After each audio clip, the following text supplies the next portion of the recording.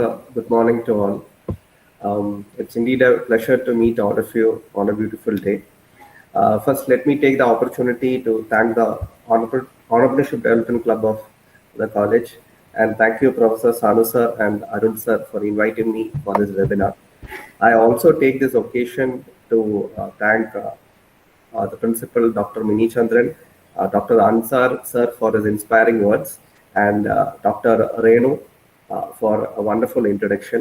In fact, let me start by telling that some of the points which I wanted to address in this particular meeting have been highlighted by all the three of you. Renu madam പറഞ്ഞത് കുട്ടികൾ tradition ഞാനും ഒരു commerce വിദ്യാർത്ഥിയായിരുന്നു Kerala സർവകലാശാലയുടെ. ഞാനും സാനുസാറും Thiruvananthapuram arts college projects ആണ്. അപ്പം എപ്പോഴും commerce വിദ്യാർത്ഥികളുമായി ഒന്ന് സംവദിക്കുന്നത് വളരെ സന്തോഷം നൽകുന്ന ഒരു കാര്യം. കാരണം ഇതേ പാതയിൽ കൂടെ ഞാനും സഞ്ചരിച്ചതാണ് വർഷങ്ങൾക്ക് മുമ്പേ. അപ്പോൾ ഞാനും സാനു സാറ് പഠിച്ചിരുന്ന കാലഘട്ടവും ഇപ്പോഴും തമ്മിൽ വലിയ വ്യത്യാസമില്ല. രേണു മാഡം അത് സൂചിപ്പിച്ചിരുന്നു. മിനി മാഡം സൂചിപ്പിച്ച ഒരു കാര്യം ഒരുപാട് സയൻസ് സ്റ്റുഡൻസിനും ഇത് പ്രയോജനപ്രദമാകും. It is indeed correct. Because ഇപ്പോൾ ഗവൺമെന്റ് തന്നെ ഒരുപാട് സ്കീംസ് കൊണ്ടുവരുന്നുണ്ട്. Ansar sir industries and commerce ഡിപ്പാർട്ട്മെന്റിന്റെ കുറച്ച് സ്കീംസിന്റെ കാര്യങ്ങൾ നിങ്ങളോട്ട് സംവദിക്കുമെന്ന് പറയുന്നത് കേട്ടു, which is very very essential. So let me start this by telling that both the government of Kerala and government of India is pushing entrepreneurship and startups in a big way because they are going with a clear vision that the government should not be seen as an employment provider. അപ്പം ഇന്ത്യയിൽ തന്നെ ഏറ്റവും കടുപ്പമേറിയ government പരീക്ഷ എന്ന് പറയുന്നത് UPSC അല്ലെങ്കിൽ civil service പരീക്ഷയാണ്. പക്ഷെ കഴിഞ്ഞ ഒരു 10 വർഷത്തെ അപ്പോയിന്റ്മെന്റ്സ് നോക്കിക്കഴിഞ്ഞാൽ ആർക്ക് വേണമെങ്കിലും മനസ്സിലാവും നമ്പർ ഓഫ് വേക്കൻസീസ് കുറഞ്ഞു വരികയാണ്. കേരള ഗവൺമെന്റും പറയുന്നത് യുവ സംരംഭകരുടെ കാലഘട്ടമാണ്. And youngsters should be passionate enough and seek employment opportunities themselves and give employment to others. ഇനി അങ്ങോട്ട് സ്വയം തൊഴിലിന്റെ ഒരു കാലഘട്ടമാണ്. This being the premise, let me start my session. അപ്പോൾ അതിന് എനിക്ക് ഒരു റിക്വസ്റ്റ് ഉള്ളത്, എപ്പോഴും ഞാൻ എവിടെയെങ്കിലും ഒരു ക്ലാസ് എടുക്കാൻ പോകുമ്പോഴത്തേക്ക് ഞാൻ സംസാരിക്കും, വിദ്യാർത്ഥികളെല്ലാം വളരെ ക്വയറ്റ് ആയിരിക്കും. ഇത് വിദ്യാർത്ഥികളുമായിട്ടുള്ള ഒരു ഇന്ററാക്ഷൻ ആണ്. So I want students to interact. ഞാൻ അതുകൊണ്ടാണ് ഇംഗ്ലീഷിലും മലയാളത്തിലുമായി എൻ്റെ പ്രസംഗം മൗൾഡ് ചെയ്യാൻ പോകുന്നത്. അതുകൊണ്ട് നിങ്ങളുടെയൊക്കെ ആക്റ്റീവ് പാർട്ടിസിപ്പേഷൻ കൂടെ എക്സ്പെക്ട് ചെയ്തുകൊണ്ട് ഞാൻ തുടങ്ങട്ടെ. അപ്പോൾ ഞാൻ വിദ്യാർത്ഥികളായിട്ട് ഞാൻ ഫുൾ ടൈം ഞാനായിരിക്കില്ല സംസാരിക്കുന്നത്. ചില സന്ദർഭങ്ങളിൽ അതിൽ ഓപ്പൺ ഇട്ട് അപ്പ് നിങ്ങളുടെ അഭിപ്രായങ്ങളും നിങ്ങളുടെ ആശയങ്ങളും നിങ്ങൾ പറയാൻ ഉദ്ദേശിക്കുന്നതോട് കേൾക്കാൻ എനിക്ക് ആഗ്രഹമുണ്ട്. അതുകൊണ്ട് with all your permission let me start my session.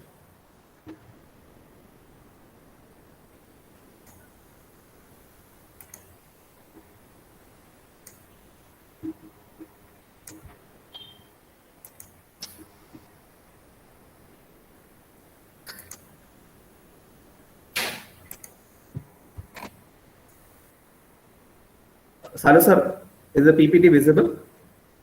Yes, sir. Is it visible? Okay. So, Mini madam Steve ജോബ്സിനെ കുറിച്ച് പറഞ്ഞു. അത് കേട്ടപ്പോൾ എനിക്ക് വളരെ സന്തോഷം തോന്നി. കാരണം ഞാൻ ഏറ്റവും അധികം ആരാധിക്കുന്ന ഒരു ബിസിനസ് ലീഡറാണ് Steve Jobs. So the first question to the students, വിദ്യാർത്ഥികൾ പറയണം, ആരാണ് ഈ സ്റ്റീവ് ജോബ്സ്?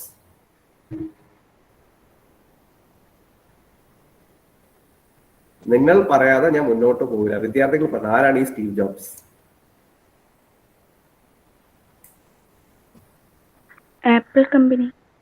ആപ്പിൾ കമ്പനിയുടെ ഓക്കെ. ഐഫോൺ എന്ന് പറയുന്ന മാസ്മരികമായ ഒരു ഫോണിന്റെ ക്രിയേറ്റർ ആണ് ഈ സ്റ്റീവ് ജോബ്സ് എന്ന് പറയുന്നത്. അദ്ദേഹത്തിനെ കുറിച്ച് ഒരുപാട് കാര്യങ്ങൾ നെറ്റിൽ അവൈലബിൾ ആണ്. ഒരു ഫിലിം തന്നെ വന്നിട്ടുണ്ട്. ആദ്യമായി ഒരു കമ്പ്യൂട്ടർ കമ്പനി സ്ഥാപിച്ചു. He got send out. ആ കമ്പനി തന്നെ അദ്ദേഹത്തിനെ ഫയർ ചെയ്തു. അദ്ദേഹം ഉണ്ടായിരുന്നില്ല, പോയി വേറെ ഒരു കമ്പനി ഉണ്ടാക്കി. ആ കമ്പനിയുടെ പേര് പിക്സാർ എന്നായിരുന്നു. അനിമേഷൻ അഥവാ കാർട്ടൂൺ ഇൻഡസ്ട്രിയുടെ തലവര മാറ്റിയ ഒരു കമ്പനിയായിരുന്നു ഈ പിക്സാർ. നിങ്ങൾ കുട്ടിക്കാലത്ത് ഫൈൻഡിങ് നെമോ, അങ്ങനെ കുറച്ച് ലയൺ കിങ്, അങ്ങനെ കുറച്ച് കാർട്ടൂൺസ് കണ്ടു കാണും. അതൊക്കെ ഉണ്ടാക്കിയത് ഈ കമ്പനിയാണ്. It was so successful that apple അദ്ദേഹത്തിനെ തിരിച്ചു വിളിച്ചപ്പോഴത്തേക്ക് അദ്ദേഹം ഒരു കാര്യം മനസ്സിലാക്കിയത്, കമ്പ്യൂട്ടറിന്റെ കാലഘട്ടം വൈകാതെ മാറും, ഇനി അങ്ങോട്ട് മൊബൈൽ ഫോൺസിന്റെ കാലഘട്ടമായിരിക്കും. അങ്ങനെയാണ് അദ്ദേഹം ഈ ഐഫോൺ എന്ന് പറഞ്ഞ ഫോൺ ഉണ്ടാക്കിയത്. അത് ഈ മൊബൈൽ ഫോൺ ഇൻഡസ്ട്രി തലവര മാറ്റിയ ഒരു പ്രോഡക്റ്റ് ആയിരുന്നു. And he is suppose to be one of the most daunting successful entrepreneurs in the world. അദ്ദേഹം ഇതിൽ പറയുന്നത്, the difference between a successful and an unsuccessful entrepreneur is pure perseverance, വെച്ചാൽ ഇച്ഛാശക്തി. ഇതായിരുന്നു വ്യത്യാസം. ഈ കോട്ടോടുകൂടി ഞാൻ എൻ്റെ സെഷൻ തുടങ്ങിയാണ്. ഞാൻ പറഞ്ഞല്ലോ, എനിക്ക് വിദ്യാർത്ഥികളുടെ അഭിപ്രായങ്ങളും അവരുടെ ഇന്ററാക്ഷനും ആവശ്യമാണ്. നിങ്ങൾ സമ്മതിച്ചില്ലെങ്കിൽ ഞാൻ മുന്നോട്ട് പോകത്തില്ല. ആദ്യത്തെ ചോദ്യം ഇതാരാണ്? Who's this? M A. Yusuff Ali. M A. Yusuff Ali. M A. Yusuff Ali അറിയപ്പെടുന്നത് എങ്ങനെയാണ്? ലുലു ഗ്രൂപ്പ് എല്ലാവർക്കും അറിയാം അല്ലേ? മലയാളികൾക്ക് ഏറ്റവും അധികം തൊഴിൽ അവസരങ്ങൾ കൊടുക്കുന്ന ഒരു മനുഷ്യനാണ് അദ്ദേഹം. ഈ ഗൾഫ് വാർ എന്ന് പറഞ്ഞ ഒരു യുദ്ധം ഉണ്ടായിരുന്നു. ആ സമയത്ത് ഗൾഫ് മേഖലയിൽ തന്നെ നിലനിൽക്കുകയും അവിടുത്തെ ഒരു ഡിപ്പാർട്ട്മെന്റ് സ്റ്റോറിൽ നിന്നും ഇന്ന് കാണുന്ന വലിയ സാമ്രാജ്യം കെട്ടിപ്പടുത്ത ഒരു മനുഷ്യനാണ്. ഒരുപാട് ജീവകാരുണ്യ പ്രവർത്തനങ്ങൾക്ക് നേതൃത്വം നൽകുന്ന ഒരു മനുഷ്യനാണ് എം.എ. യൂസഫ് അലി. അപ്പൊ ഇദ്ദേഹത്തിന് എല്ലാവർക്കും അറിയാം. ഈ ചെറുപ്പക്കാരനെ അറിയാമോ?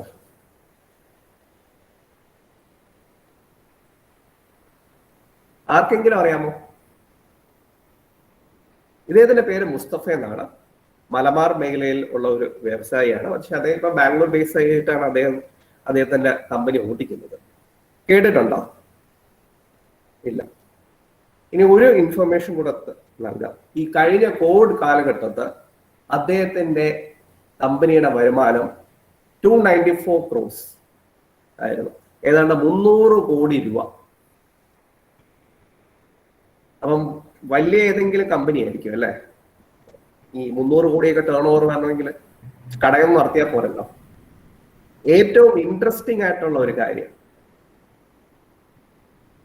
എന്നാ സ്ലൈഡ് ഷോ മോഡ് ചെയ്യുക, അദ്ദേഹത്തിന്റെ കമ്പനിയുടെ പ്രോഡക്ട്സുകൾ കാണിച്ചു തരാം. ഇതെന്താണെന്ന് മനസ്സിലായോ? കാണാൻ പറ്റുന്നുണ്ടോ? Can you see this picture? കാണാം സാർ, കാണാം. ഇതെന്താണ് സാർ? ഇഡലി മാവ്, ദോശമാവ് അല്ലെ? ഇഡലി മാവും ദോശമാവും ഉണ്ടാക്കുകയും വിൽക്കുകയും കയറ്റുമതിയും ചെയ്തിട്ട് ഒരു കമ്പനി 300 കോടി രൂപ ഉണ്ടാക്കുക എന്ന് പറഞ്ഞാൽ വിശ്വസിക്കാൻ പറ്റുമോ? റിയാലിറ്റി ഇതാണ്.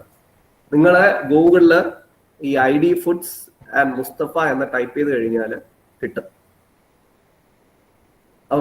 വളരെ ഇൻട്രസ്റ്റിംഗ് ആണ്. മലയാളികൾക്ക് കേരളം വിട്ടു കഴിഞ്ഞാൽ അവർ ഏറ്റവും അധികം മിസ് ചെയ്യുന്നത് ആഹാരമാണ്. നിങ്ങളെ യങ്സ്റ്റേഴ്സ് ഇവിടെ എല്ലാവരും പിസ്സ, ബർഗർ അതൊക്കെ ഭയങ്കര ഇഷ്ടമല്ലേ നിങ്ങൾക്ക്? You like it right?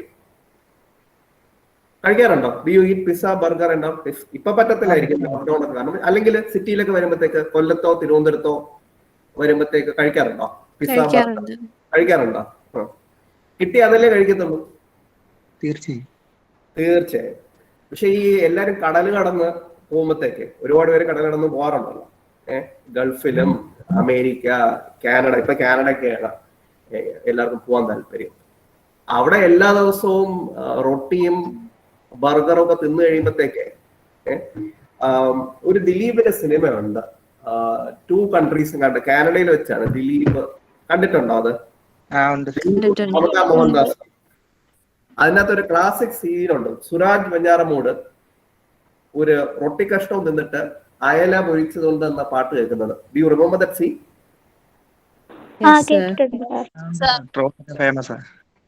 Famous സീനാണ്. Because for Keralites outside India they miss Kerala food very very much.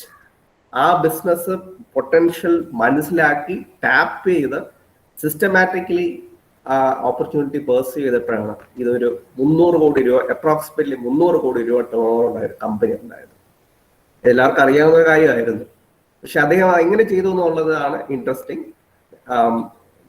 The presentation is prepared in such a way that I'll tell you examples which you can understand.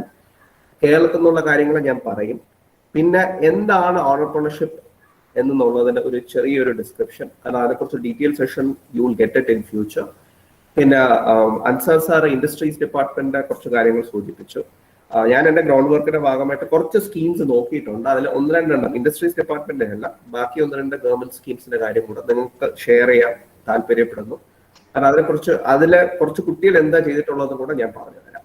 Okay, so this is ID foods and one of the most. പക്ഷെ എന്റെ ഒരു പറയുന്നത് വെച്ചാൽ ഇത്ര successful ആയിട്ടൊരു company കേരളത്തിൽ നിന്ന് ഒരു ചെറുപ്പക്കാരെ ഉണ്ടാക്കിയിട്ട് പലർക്കും ഇത് അറിയത്തില്ല. ഇനി വേറൊരു ചെറുപ്പക്കാരൻ, ഇത് പുള്ളി 25 വയസ്സായപ്പോ എടുത്ത ഫോട്ടോയാ. വല്ല പിടിയുണ്ടോ ഇത് ആരാന്ന്? നിങ്ങൾക്കൊക്കെ ഒരു PG ആൻഡ് UG സ്റ്റുഡൻസ് അല്ലേ? ഒരു 20-നും 23-നും ഇടയ്ക്കായിരിക്കും നിങ്ങളുടെ പ്രായം. Yes or no? 20-23 അല്ലേ? അതെ. അപ്പം ഈ ചെറുപ്പക്കാരനെ അറിയില്ല അല്ലേ? ഓയോ ഹോട്ടലിന്റെ ഏതാ ഹോട്ടലിന്റെ?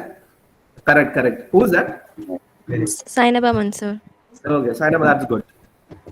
So he is the brainchild behind Oyo Rooms. നിങ്ങൾക്ക് ഒക്കെ പരിചയമുള്ള ഒരു ബ്രാൻഡാണ് Oyo Rooms. ആൻഡ് ഇദ്ദേഹത്തിന്റെ ഇപ്പോഴത്തെ പ്രായം അറിയാമോ? 27. 7 വർഷം മുമ്പാണ് അദ്ദേഹം ഓയോ സ്റ്റാർട്ട് ചെയ്തത്. അപ്പൊ എത്ര പ്രായം വരും? 20 വയസ്സ്. നിങ്ങളുടെയൊക്കെ പ്രായമല്ലേ? ഇനി ഇദ്ദേഹത്തിന് വേറെ ഏതെങ്കിലും ജോലി ചെയ്യേണ്ട കാര്യമുണ്ടോ? ഇന്ത്യയിലെ ഏറ്റവും അറിയപ്പെടുന്ന സ്റ്റാർട്ടപ്സിൽ ഒന്നാണ് OYO rooms. And he's now employing a lot of people. ഇപ്പം കോവിഡ് കാരണം ഹോട്ടലിൽ അടഞ്ഞു കിടക്കുകയാണ്, ശരിയാണ്. പക്ഷെ once it is back to track, this will again emerge. കാരണം OYO is the number 1 hotel room management system in the country. അതുകൊണ്ടാണ് ഇപ്പം കേരളത്തിൽ തന്നെ ഒരുപാടടുത്ത് ഓയോ ഹോട്ടൽസ് ഉള്ളത്. സോ അദ്ദേഹത്തിന്റെ പേര് റിതേഷ് അഗർവാൾ എന്നാണ്. And Sainaba very good for correctly guessing who this person is. ഇനി ഇത് പറഞ്ഞില്ലെങ്കിൽ നിങ്ങൾക്ക് അടി കിട്ടേണ്ട കാര്യമാണ്. ഈ കമ്പനി അറിയാമോ?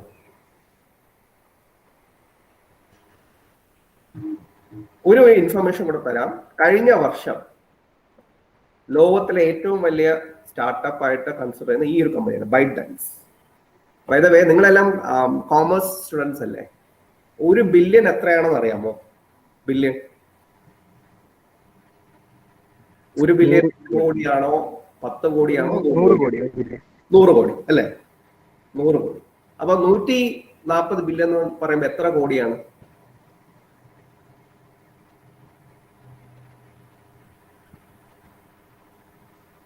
It is 140 into 100, 14,000. കോമേഴ്സ് വിദ്യാർത്ഥികളെ ആകുമ്പോഴത്തേക്ക് കണക്ക് ഫാസ്റ്റ് ആയിട്ട് വരണ്ടേ? ഇറ്റ് ഇസ് 14,000 crores ആണോ? അല്ല, ഈ കൊടുത്തേക്കുന്നത് ഡോളേഴ്സിലാണ്. So it is 14,000 CR dollars. അത് ഇന്ത്യൻ രൂപയിലോട്ട് കൺവേർട്ട് ചെയ്യുമ്പം 70 കൊണ്ട് ഗുണിക്കണം. നിങ്ങൾക്ക് ഊഹിക്കാലോ എത്ര വലിയൊരു കമ്പനിയാണെന്നുള്ളത്. ഇനി എന്റെ ചോദ്യം, ഈ കമ്പനി ഏതാണെന്ന് നിങ്ങൾക്ക് മനസ്സിലായോ? 2012 ഉണ്ടാക്കിയ ഒരു കമ്പനി ഇത്രയും അധികം സാമ്പത്തികമായ നേട്ടം ഉണ്ടാക്കിയിട്ടുണ്ട്. ആർക്കെങ്കിലും അറിയാമോ? ഇനി ഞാൻ വേറൊരു ചോദ്യം ചോദിക്കാം. പറയൂ, എന്തോ ഐ ഹേർഡ് സംതിങ്. കറക്റ്റ്. നിങ്ങൾ എല്ലാവരും ഉപയോഗിച്ചുകൊണ്ടിരുന്ന ടിക്ടോക്ക് എന്ന് പറയുന്ന പ്രോഡക്റ്റ് ഉണ്ടാക്കിയത് ഈ കമ്പനി. മനസ്സിലായോ? വേറെ 9 വർഷം കൊണ്ടാണ്. ഇന്ത്യയിൽ ഇപ്പം ടിക്ടോക്ക് നിരോധിച്ചിട്ടുണ്ട്, but it is available outside India. But TikTok ഇത്ര വലിയ ഫിനോമിനൻ ആയതുകൊണ്ട് ഈ കമ്പനി ഇത്ര വാല്യൂബിൾ ആയി. ഇതൊക്കെ 10 വർഷം കൊണ്ടുണ്ടാക്കിയ സാമ്പത്തിക നേട്ടമാണ്. ഓയോ റൂംസിന്റെ ഫിനാൻഷ്യൽസ് എടുത്തു കഴിഞ്ഞാലും നിങ്ങൾക്ക് മനസ്സിലാവും, ഭയങ്കര വലിയ ഉയർച്ചയായിരുന്നു. ഇതിന്റെ പല ഇനിഷ്യേറ്റീവ്സിന്റെ പിന്നിലുള്ളത് യങ്സ്റ്റേഴ്സ് ആണ്. ഓക്കെ, അപ്പം വൈ എന്നുള്ളതിന്റെ ഒരു സ്റ്റാർട്ടാണിത്. ഈ ലോക്ക്ഡൗൺ സമയത്ത് നിങ്ങളുടെ അടുത്ത് ചോദിക്കാനുള്ളതാണ്. ലോക്ക്ഡൗൺ സമയത്ത് ക്യാഷ് ട്രാൻസാക്ഷൻസ്, അതിന് മുമ്പ് ഡിമോണിറ്റൈസേഷൻ ഉണ്ടായിരുന്നു, ആൾക്കാർ കാശ് കൊടുക്കുന്നത് കുറവാണ്. നിങ്ങളുടെ അച്ഛനമ്മമാര് ഇപ്പൊ പേയ്മെന്റ് ഒക്കെ നടത്തുന്നത് എങ്ങനെയാണ്? കാശ് കൊടുത്തിട്ടാണോ അതോ ഗൂഗിൾ പേ വഴിയൊക്കെയാണോ?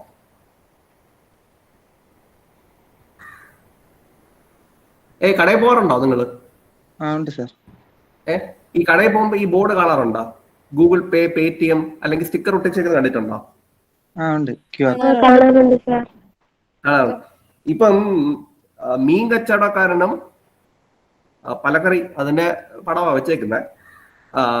ഈവൻ ഈ തേക്കില്ലേ, തേക്കുന്ന പയ്യന്മാർ വരെ ഗൂഗിൾ പേ യൂസ് ചെയ്യുന്നുണ്ട്. എന്തുകൊണ്ട്? ഇതിപ്പോ സർവ്വസാധാരണമായ ഒരു ബോർഡാണല്ലോ ഇത്, ഈ പേടിഎം, ഗൂഗിൾ പേ എന്നുള്ളത്. ആണോ അല്ലയോ?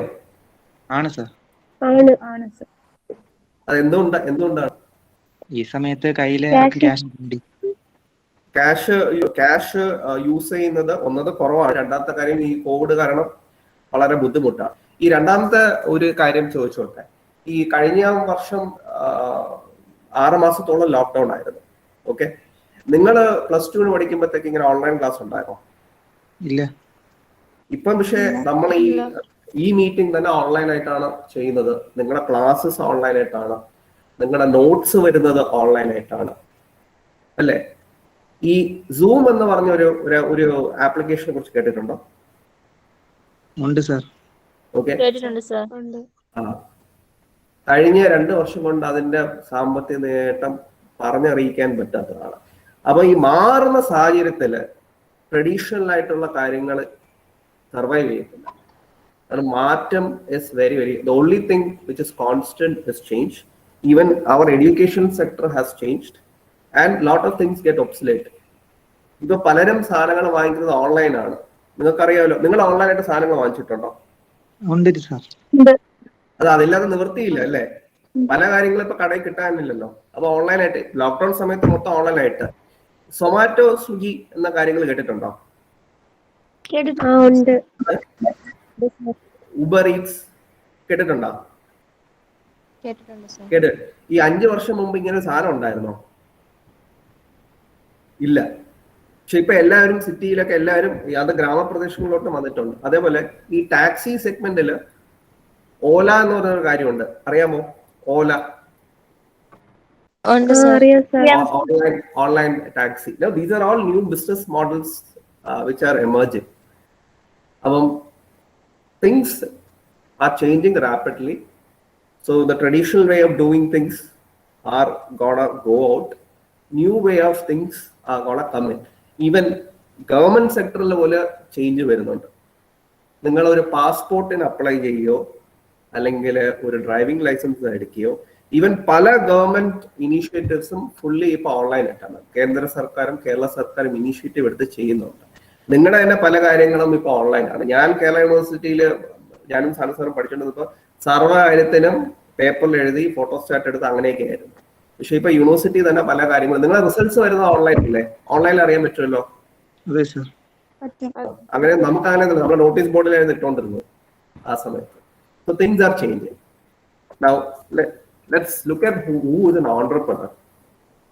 Entrepreneur is a person who recognizes opportunities where others sees chaos or confusion. ബാക്കിയുള്ളവർ ഒന്നും നടക്കില്ല എന്ന് വിചാരിക്കുന്ന സമയത്താണ് ഓണ്ടർപ്രണർ അതിൽ നിന്ന്, കാരണം every difficulty presents with an opportunity. Lockdown വന്നു, വിദ്യാഭ്യാസം മുടങ്ങി. സർക്കാർ തന്നെ ഇനീഷ്യേറ്റീവ് എടുത്തിട്ട് ഓൺലൈൻ വിദ്യാഭ്യാസം കൊണ്ടുവന്നു. ഓക്കെ, ഇപ്പൊ സ്കൂളിലും കോളേജിലും എല്ലാവരും മൊബൈൽ വഴിയാണ് ക്ലാസ്സസ് അറ്റൻഡ് ചെയ്യുന്നത്.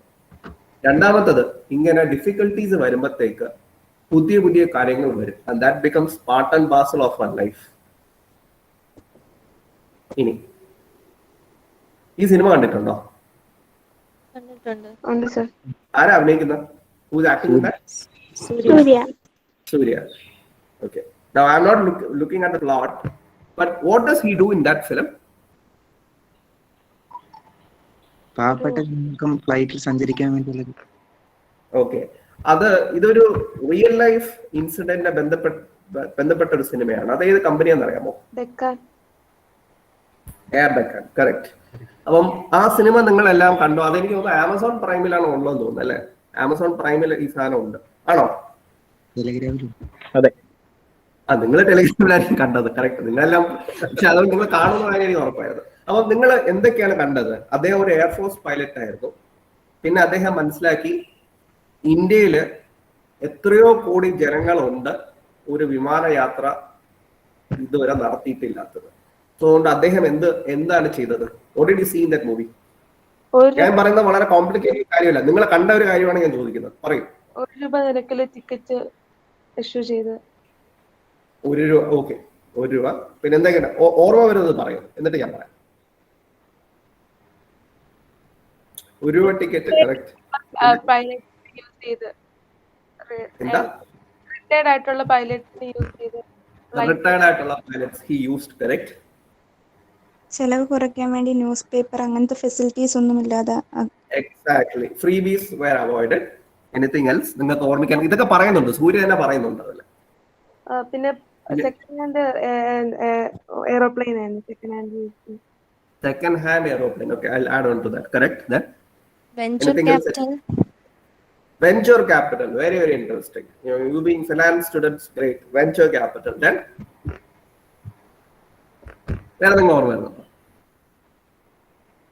so he understood that there is a huge untapped market in India, so which could be potential customers. As one of you told, ഈ എപ്പോഴും ഈ എയർലൈനിൽ കുറെ അധിക ചെലവുകളുണ്ട്. വെച്ചാൽ പത്രം, മാഗസീൻ, ആഹാരം, അതൊക്കെ പുള്ളി അവോയ്ഡ് ചെയ്തു.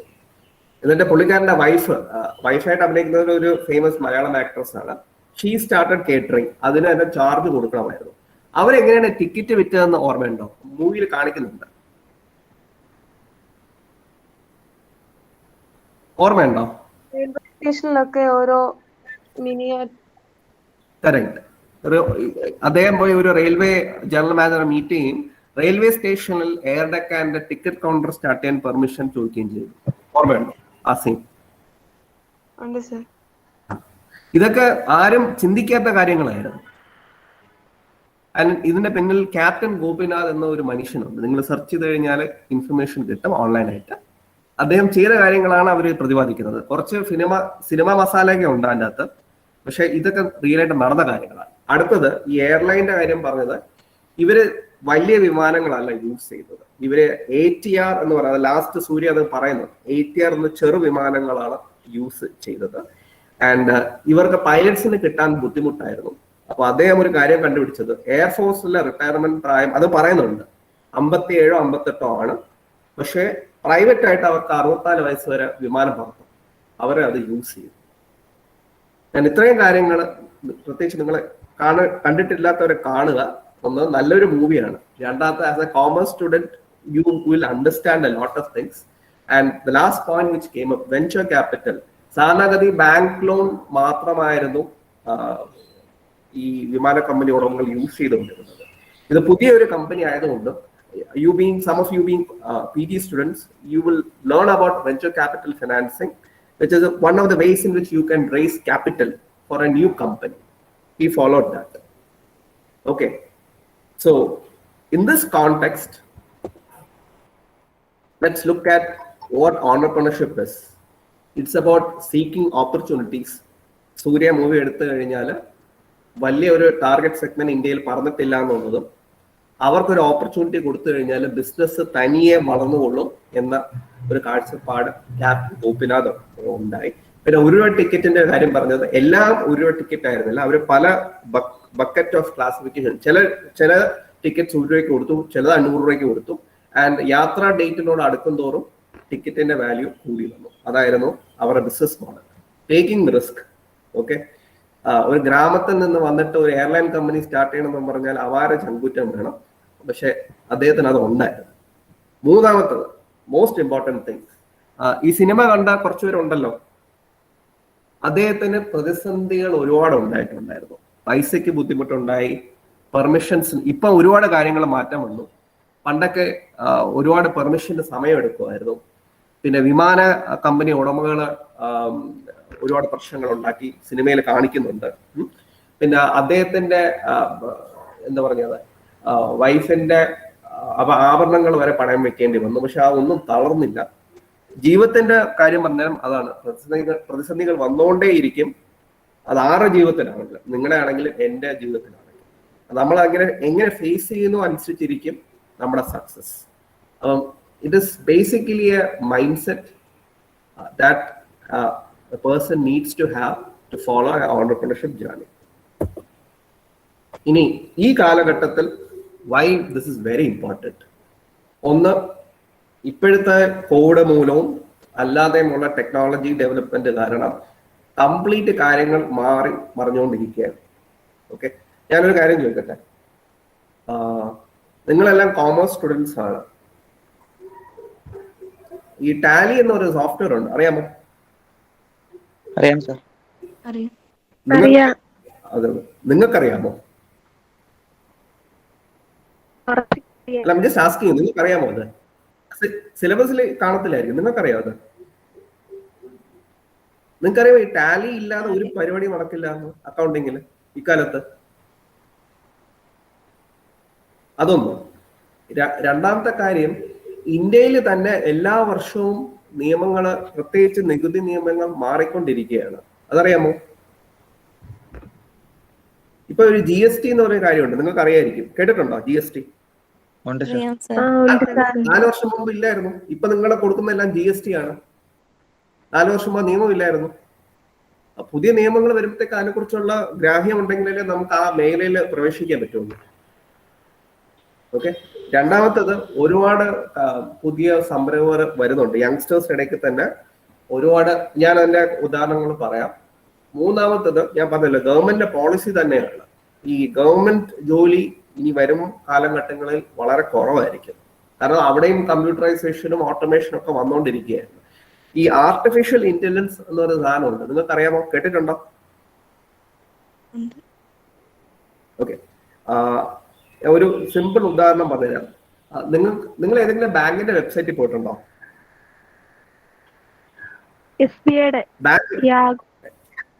ഓക്കെ, വെബ്സൈറ്റിൽ പോയിട്ടുണ്ട്. ഓക്കെ, അവിടെ പോയി കഴിഞ്ഞാൽ ഉടനെ റൈറ്റ് സൈഡിൽ ഒരു ചാറ്റ് ബോക്സ് കയറി വരും, മേ ഐ ഹെൽപ്പ് യു എന്ന് ചോദിച്ചുകൊണ്ട്. കണ്ടിട്ടുണ്ടോ? അല്ലെങ്കിൽ നിങ്ങൾ അടുത്തോടെ പോകുമ്പോഴത്തേക്ക്, ഇത് ക്ലാസ് കഴിഞ്ഞ് എപ്പോഴെങ്കിലും ഏതെങ്കിലും ബാങ്ക് വെബ്സൈറ്റിൽ പോവുക, അവിടെ പോകുമ്പോൾ റൈറ്റ് സൈഡിൽ ചാറ്റ് വിൻഡോ വരും, മേ ഐ ഹെൽപ്പ് യു. നമ്മൾ എന്തെങ്കിലും ചോദിച്ചു കഴിഞ്ഞാൽ അതിന് ഉത്തരം അതിന്റെ ചാറ്റായിട്ട് വരും. ഇതിന്റെ പിന്നിൽ പ്രവർത്തിക്കുന്നത് ഒരു മനുഷ്യനല്ല, ബോട്ട് എന്ന് പറഞ്ഞ ഒരു സോഫ്റ്റ്വെയർ ആണ്. Basically it is artificial intelligence ഉള്ള ഒരു സോഫ്റ്റ്വെയർ ആണ്. അതേപോലെ ഇപ്പൊ നിങ്ങൾ കേരള പോലീസ് ഹെഡ്ക്വാർട്ടേഴ്സിൽ പോയി കഴിഞ്ഞാൽ അവിടെ ഒരു യന്ത്രമനുഷ്യൻ ഫ്രണ്ടിലുണ്ട്, ഒരു പേര് കെ-ബോട്ട് എന്നാണ്. വരുന്ന എല്ലാവരും ഗീറ്റ് ചെയ്യും, ഒരു ബേസിക് കുറച്ച് എവിടെ പോകണമെന്നൊക്കെ ഇന്ററാക്ട് ചെയ്യാൻ പറ്റുന്ന ഒരു യന്ത്രമനുഷ്യനാണ്.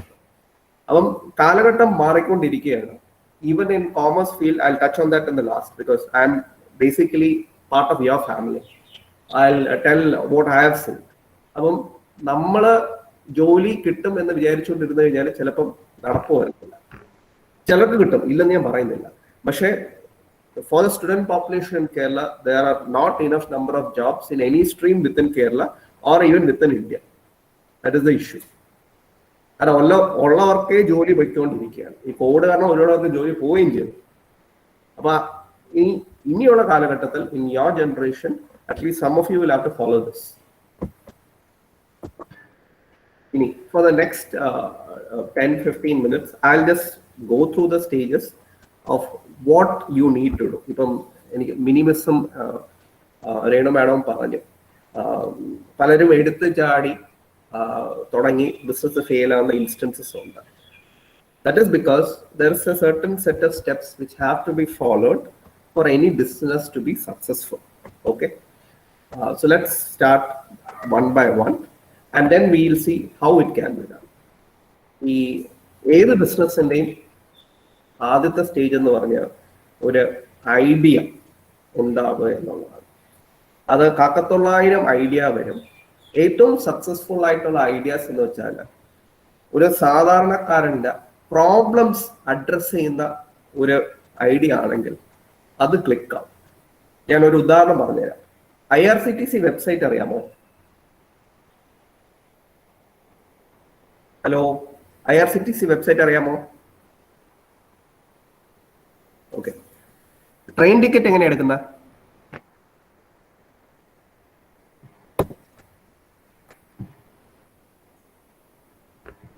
ട്രാവൽ ഏജൻസി വഴി. ട്രാവൽ ഏജൻസി വഴി. അപ്പൊ അവർക്ക് കമ്മീഷൻ കൊടുക്കണ്ടേ? കമ്മീഷൻ കൊടുക്കണ്ടേ? ട്രെയിൻ ടിക്കറ്റ് ട്രാവൽ ഏജൻസി വഴി എടുക്കാം. അപ്പൊ ഇല്ല. നിങ്ങൾ ട്രെയിനിൽ പോലെ ശാസ്താംകോട്ട റെയിൽവേ സ്റ്റേഷൻ ഉള്ളതല്ലേ? ആ ഉള്ളു. അപ്പൊ നിങ്ങൾ എങ്ങനെ ട്രെയിൻ ടിക്കറ്റ് എടുക്കുന്നത്? അവിടെ പോയിട്ട് സ്റ്റേഷനിൽ ചെന്ന് അത് ഇപ്പം ഷോർട്ട് ഡിസ്റ്റൻസ് ആണെങ്കിൽ നിങ്ങൾക്ക് പോലെ ബാംഗ്ലൂരോ ചെന്നൈ പോകണമെങ്കിൽ എങ്ങനെ പോയി എടുക്കും? ഓൺലൈനായിട്ട്. ഓൺലൈനായിട്ട് എങ്ങനെ എടുക്കുന്നത്? അക്ഷയ വഴി എടുക്കാൻ പറ്റും. പക്ഷെ അക്ഷയക്കാർ എന്താ ചെയ്യുന്നതെന്ന് അറിയാമോ? അവർ ഈ IRCTC ഒരു സൈറ്റിലോട്ട് പോകും. ഇത് എന്താണെന്ന് അറിയാമോ? ഈ IRCTC railway online ticket. Online ticket അല്ല, Indian railway catering and tourism അങ്ങനെയാണ് അത് പോകുന്നത്. അത് ഓൺലൈൻ ടിക്കറ്റിംഗ്. ഇപ്പം നിങ്ങൾക്ക് ഓൺലൈനായിട്ട് ഭക്ഷണം ഓർഡർ ചെയ്യാൻ ട്രെയിൻ ഇരുന്നുണ്ട്, അതറിയാമോ? ഈ ഫെസിലിറ്റീസ് irctc.co.in എന്നാണ് അതിന്റെ ഫുൾ URL. അടിച്ചു നോക്കി കഴിഞ്ഞാൽ അറിയാം. ഇന്ത്യയിലെ ഏറ്റവും അധികം ബിസിനസ് നടക്കുന്ന വെബ്സൈറ്റ് ആണ്, സർക്കാരിന്റെ വെബ്സൈറ്റ് ഈ irctc.co.in. അതേപോലെ ഈ ബസ് ടിക്കറ്റ് ഇല്ലേ, ബസ് ടിക്കറ്റ് എങ്ങനെ എടുക്കാൻ പറ്റും? നിങ്ങൾക്ക് ഒരു ജോലി ഇന്റർവ്യൂ വന്നു ചെന്നൈയിലുണ്ട്, എങ്ങനെ ബസ് ടിക്കറ്റ് എടുക്കാൻ പറ്റും? ഒന്ന് ബസ് ട്രാവൽ ഏജൻസി അപ്രോച്ച് ചെയ്യാം, അല്ലാതെ എന്തെങ്കിലും വഴിയുണ്ടോ ചീപ്പായിട്ട് ബസ് ടിക്കറ്റ് കിട്ടാനായിട്ട്? പഴശ്ശിക്ക് റെഡ് ബസിന്റെ കറക്റ്റ്, അത് പറഞ്ഞു. ഈ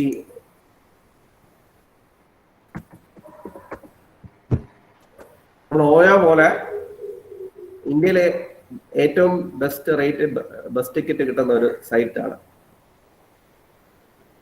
ഇതൊക്കെ നിങ്ങൾക്ക് യൂസ് ചെയ്യാം. അല്ലെങ്കിൽ എന്താ പറയുമോ, ഒരു 100 രൂപ 200 രൂപ ഈ മറ്റേ ഇവര് ഏജൻസിക്കാർ കമ്മീഷൻ അടിക്കും.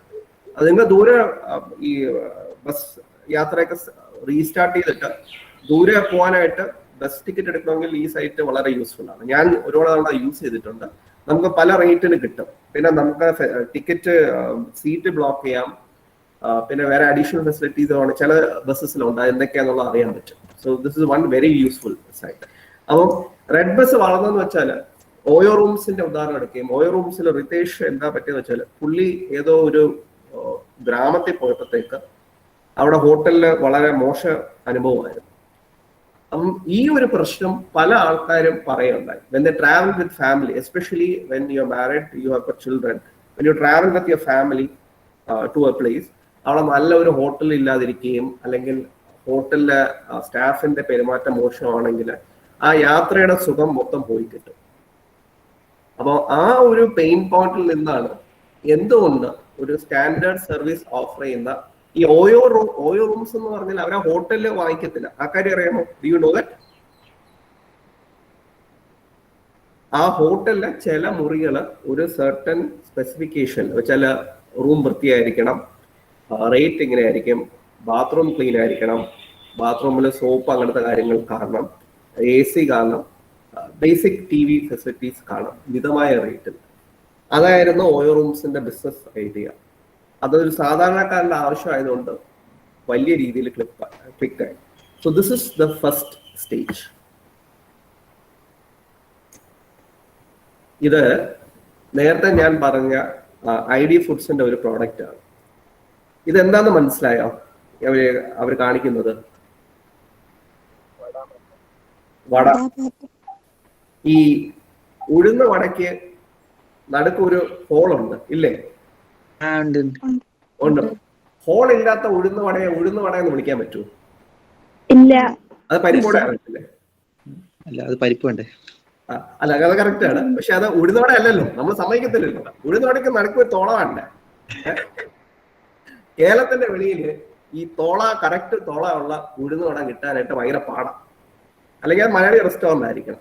പ്രത്യേകിച്ച് ഈ പ്രീ കുക്ക്ഡ്. ഇവരെ ഏറ്റവും വലിയ ഹിറ്റ് പ്രോഡക്റ്റ് ഇതായിരുന്നു, ഈ വടയുടെ മാവ്. അപ്പം നിങ്ങൾ ഈ പിക്ചറിൽ ഇതിന്റെ വീഡിയോ യൂട്യൂബിൽ അവൈലബിൾ ആണ്. ID fresh vada batter. ഞാൻ ആക്ച്വലി ആ വീഡിയോ എന്നാണ് ഈ സ്ക്രീൻഷോട്ട് എടുത്തത്. So they came up with something വേറെ ഇങ്ങനെ ഞെക്കിക്കഴിഞ്ഞാൽ കറക്റ്റ് തുളയോടുകൂടി ആ മാവ് ചീനിച്ചട്ടിയിൽ വീഴുകയും you get vada with a correct hole. So all the people outside India, they just latched on to this. ഇത് ഉണ്ടാക്കണ്ട, കറക്റ്റ് തുളയും വരും, നല്ല ഭംഗിയായിട്ട് ഇരിക്കുകയും ചെയ്യും, ആസ്വദിച്ച് കഴിയുകയും ചെയ്യും. ഇത് ഐഡിയ ഫ്രെഡ്സിന്റെ സൂപ്പർ ഹിറ്റ് പ്രോഡക്ട്സിൽ ഒന്നാണ്. ഏതാണ്ട് 100 കോടി രൂപയാണ് ഈ ഒറ്റ പ്രോഡക്റ്റിന്റെ ടേൺ ഓവർ. അപ്പൊ വലിയ വലിയ ഐഡിയാസ് ഒന്നും വേണ്ട, ചെറിയ കാര്യം അത് ആൾക്കാരുടെ ആവശ്യം എന്താണെന്ന് മനസ്സിലാക്കി ഇറക്കി കഴിഞ്ഞാൽ സംഗതി ക്ലിക്കാം. രണ്ടാമത്തത്, so if you have an idea, അത് പ്രാവർത്തികമാവുമോ ഇല്ലയോ, അതാണ് രണ്ടാമത്തെ സ്റ്റേജ്. അത് നിങ്ങളുടെ പ്രായത്തിൽ ഇച്ചിരി ഡിഫിക്കൽട്ടാണ്, പക്ഷെ എന്താണ് കാര്യങ്ങൾ എന്നുള്ളത് ഞാൻ പറഞ്ഞുതരാം. Then will see what can happen. ഒന്ന്, മാർക്കറ്റ് ഓപ്പർച്യൂണിറ്റി ഉണ്ട്. ഇതിനകത്ത് വാഴയുടെ കാര്യത്തിൽ അവർ ഷുവർ ആയിരുന്നു. കാരണം ആഹാരം എന്ന് പറഞ്ഞാൽ മലയാളിക്ക്, ഞാൻ നേരത്തെ പറഞ്ഞുതരാം, മലയാളിക്ക് വീക്ക്നെസ് ആണ് ഔട്ട്സൈഡ് ഇന്ത്യ. ഓക്കെ, ഒരു കാര്യം കിട്ടാത്തപ്പോഴാണല്ലോ അതിന്റെ വില നമ്മൾ മനസ്സിലാക്കുന്നത്, അല്ലെ? രണ്ടാമത്തെ കാര്യം, ഇത് ഫീസിബിൾ ആണോ? ചിലപ്പം ഒരു ഡിമാൻഡ് കാണും, അല്ലെങ്കിൽ മാർക്കറ്റ് ഓപ്പർച്യൂണിറ്റി കാണും, പക്ഷേ അതിന് വേറെ എന്തെങ്കിലും തടസ്സങ്ങളുണ്ടോ? ഇത് ഉണ്ടാക്കാനായിട്ടുള്ള ടെക്നോളജി ഉണ്ടോ, അല്ലെങ്കിൽ റെസ്ട്രിക്ഷൻസ് ഉണ്ടോ? ഫോർ എക്സാമ്പിൾ, പല കാര്യങ്ങളും ചൈനയിൽ നിന്ന് വാങ്ങിക്കുന്നതാണ് ഏറ്റവും ചീപ്പ്, പക്ഷേ ഇപ്പൊ ഇന്ത്യയും ചൈനയും തമ്മിൽ ചില തർക്കങ്ങൾ നിലനിൽക്കുന്നുണ്ട്. അവിടെ നിന്ന് ഇപ്പൊ സാധനങ്ങൾ കിട്ടാനായിട്ട് പാടാം. അപ്പൊ അങ്ങനത്തെ കാര്യങ്ങളൊക്കെ നോക്കേണ്ടി വരും. മൂന്നാമത്തത്, ഇപ്പൊ വേറെ കമ്പനീസ് ഓൾറെഡി അത് ചെയ്യുന്നുണ്ടെങ്കിൽ അവരുമായിട്ട് പിടിച്ചു നിൽക്കാൻ പറ്റുമോ, ആ ഒരു കാര്യം ചെക്ക് ചെയ്യേണ്ടി വരും. ലാസ്റ്റ്, നമുക്ക് നല്ലൊരു ടീമുണ്ടോ ഇത് കൊണ്ടു നടക്കാനായിട്ട്? നല്ല സെറ്റ് ഓഫ് ആൾക്കാർ ഒന്നില്ലെങ്കിൽ മാർക്കറ്റിൽ അവൈലബിൾ ആയിരിക്കണം, അല്ലെങ്കിൽ നമ്മുടെ സുഹൃത്ത് വലയത്തിൽ കാണണം. അതുണ്ടെങ്കിൽ മാത്രമേ ഇത് പ്രാവർത്തികമാകാൻ പറ്റൂ. നേരത്തെ ആ സൂര്യയുടെ പടത്തില് അദ്ദേഹത്തിന് 2 കൂട്ടുകാരുണ്ടായിരുന്നു, ഓർമ്മയുണ്ടോ? 2 or 3 പേരുണ്ടായിരുന്നു, ഓർമ്മയുണ്ടോ? അവര് ഒരുമിച്ചാണ് അത് ആ കമ്പനി ഫോം ചെയ്തത്. നിങ്ങൾക്ക് ആ പോയിന്റ് മനസ്സിലായല്ലോ? ഇദ്ദേഹത്തിന് അറിയാമോ? ധർമ്മജൻ എന്താ കാണിച്ചുകൊണ്ടിരിക്കുന്നത് അവിടെ? It is called Dharmoos fish hub. ജോപ്പേട്ട പറഞ്ഞല്ല, ആദ്യം കൊച്ചിയിൽ സ്റ്റാർട്ട് ചെയ്തു. ഇത് കോട്ടയം സ്റ്റോർ ലോഞ്ച് ചെയ്തപ്പോ പുള്ളി ചെയ്തതാ. അറിയപ്പെടുന്ന ഒരു സിനിമാ താരമല്ലേ? ആണോ അല്ലയോ? അതെ അതെ സർ. കാരണം മീൻ വിട്ടില്ല എന്നുണ്ടെങ്കിലും ജീവിക്കാനുള്ള ആ സിനിമയൊന്നും കിട്ടത്തില്ല. കിട്ടും. പക്ഷെ ഈ മീൻ ഇപ്പൊ ഭയങ്കര ബിസിനസ്സാണ്. അപ്പം നിങ്ങളെ കോട്ടയത്ത് അവരുടെ പുള്ളിക്കാരൻ്റെ, അല്ലെങ്കിൽ ഇത് ഫേസ്ബുക്കിലൊക്കെ അവൈലബിൾ ആണ്. ഞാൻ ഫേസ്ബുക്കിൽ നിന്നാണ് ഈ പടം എടുത്തത്. നല്ല, കാരണം സാധാരണഗതിയിൽ നമ്മളൊരു മീൻ മാർക്കറ്റിൽ പോയി കഴിഞ്ഞാൽ ഇച്ചിരി ഇതാണ്, വിഷമമാണ്. അഴുക്ക്, ബഹളം, ചൂട്, ഇതൊക്കെയാണ്. ഇത് എ സി സെറ്റപ്പാണ്, വെരി ക്ലീൻ AC സെറ്റപ്പ്. മീനിങ്ങനെ നല്ലോണം ഡിസ്പ്ലേ ചെയ്യും. നമ്മൾ പറയുന്നത് കറക്റ്റായിട്ട് വെട്ടി പാക്കറ്റിലാക്കി തരും.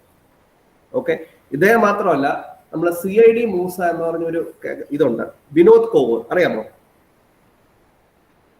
ആക്ടറാണ്. കറക്റ്റ്. അതെ, വിനോദ് കോവൂർ. നിങ്ങൾക്ക് അറിയാം അദ്ദേഹത്തിന്. കണ്ട നല്ല ഈ മറിമായത്തിലും അദ്ദേഹം വരുന്നുണ്ട്.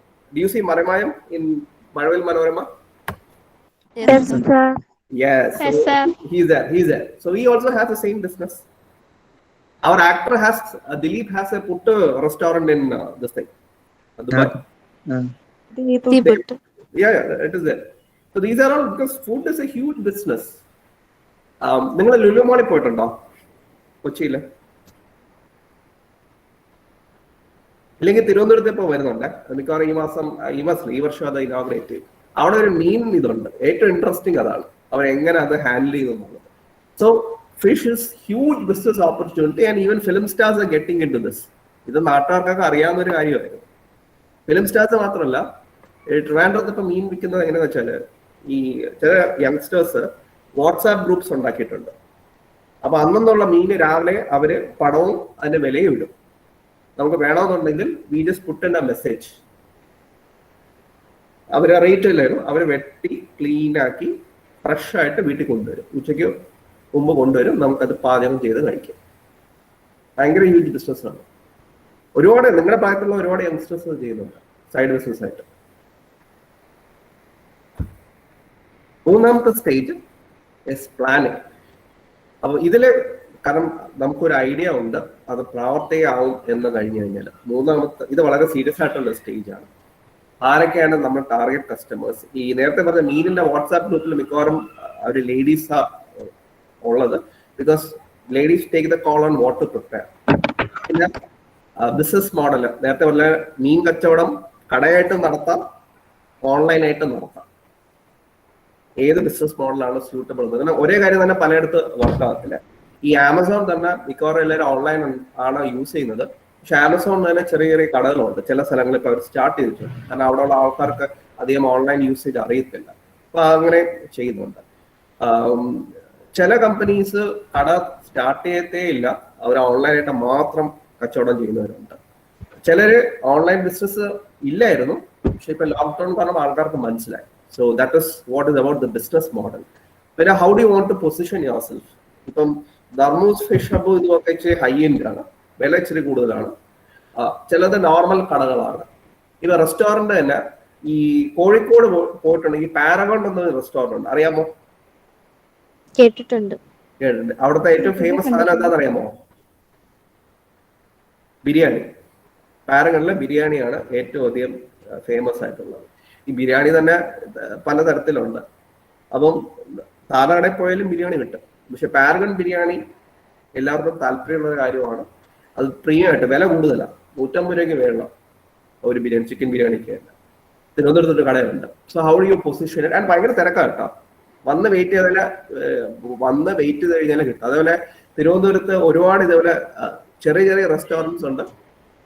തിരക്ക് കാരണം ഭയങ്കര വെയിറ്റിംഗ് ആണ്. ആൻഡ് ചില കടകള് they position themselves as premium. Paragon is one. വേറെ ഒരുപാട് റെസ്റ്റോറൻറ്റ്സ് ഉണ്ട്. ഇനി സ്ട്രാറ്റജി ക്ലിയർ ആയി കഴിഞ്ഞാൽ ഓപ്പറേറ്റിംഗ് പ്ലാൻ എന്ന് പറയും.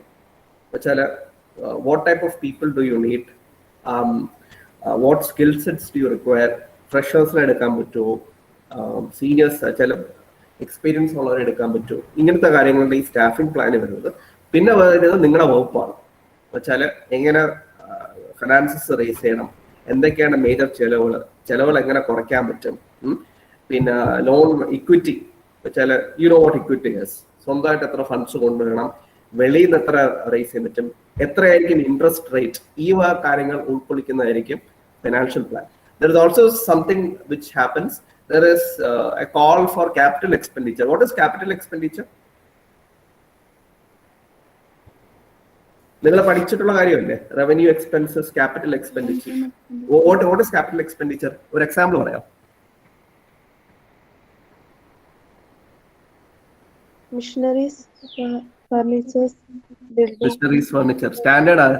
നമ്മളെ ടെക്സ്റ്റ് ബുക്കിലുള്ള ഫസ്റ്റ് ആൻസർ ആണ് അല്ലേ ഇത്? ഞാനും ഇതാ പഠിച്ചിട്ടുള്ളത്. Machinery, fixed asset. Fixed asset. Okay. Salary ഏതിൽ വരും? റവന്യൂ എക്സ്പെൻഡിച്ചറിൽ വരും, ക്യാപിറ്റൽ എക്സ്പെൻഡിച്ചറിൽ വരും? Salary paid revenue. ഓക്കെ. ഒരു ക്വസ്റ്റ്യൻ കൂടെ ചോദിച്ചോട്ടെ, ഞാൻ കോമേഴ്സ് ആയതുകൊണ്ടാണ്. ഡിഫേർഡ് റവന്യൂ എക്സ്പെൻഡിച്ചർ എന്ന ടേം കേട്ടിട്ടുണ്ടോ? ഡിഫേർഡ് റവന്യൂ എക്സ്പെൻഡിച്ചർ ബുക്സ് ഒക്കെ കൊണ്ടല്ലോ. എന്താണ് ഈ സാധനം ഡിഫേർഡ് റവന്യൂ എക്സ്പെൻഡിച്ചർ? ഇതൊക്കെ ഇതിനകത്ത് വരുന്നത് അതുകൊണ്ട്.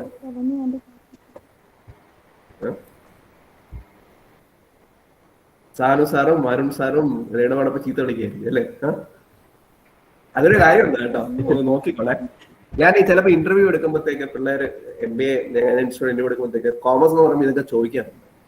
And even if you go for a job, you should know these things. These are common questions. Okay. ഇതെല്ലാം ആയിക്കഴിഞ്ഞാൽ ലാസ്റ്റ്, സോ നമുക്കൊരു വർക്കബിൾ ഐഡിയ ഉണ്ട്, അത് ഫീസിബിൾ ആണ്. നമ്മൾ അതിന്റെ സ്ട്രാറ്റജിയും ഓപ്പറേഷൻസ് പ്ലാൻ ഉണ്ടാക്കി കഴിഞ്ഞാൽ പിന്നെ എക്സിക്യൂഷൻ പ്രവർത്തിയാക്കുക എന്നുള്ളതാണ്. So these are the main things. നമ്മളെങ്ങനെ മാർക്കറ്റ് ചെയ്യുന്നു, നമ്മൾ ഡിമാൻഡ് എങ്ങനെ ഫോർകാസ്റ്റ് ചെയ്യുന്നു, ഡേ ടു ഡേ കാര്യങ്ങൾ എങ്ങനെ, അതാണ് ഈ ഓപ്പറേഷൻസ് മാനേജ്മെന്റിൽ വരുന്നത്. പീപ്പിൾ മാനേജ്മെന്റ് വെച്ചാൽ ആൾക്കാരെ അപ്പോയിന്റ് ചെയ്യുക, അവർക്ക് ട്രെയിനിങ് കൊടുക്കുക, അവരുടെ അപ്രൈസൽ കറക്റ്റ് ആയിട്ട് ചെയ്യുക, അവർക്ക് പുതിയ എന്തെങ്കിലും കാര്യങ്ങളുണ്ടെങ്കിൽ പഠിപ്പിച്ചു കൊടുക്കുക, അതൊക്കെ പീപ്പിൾ മാനേജ്മെന്റ് അടിയിൽ വരും.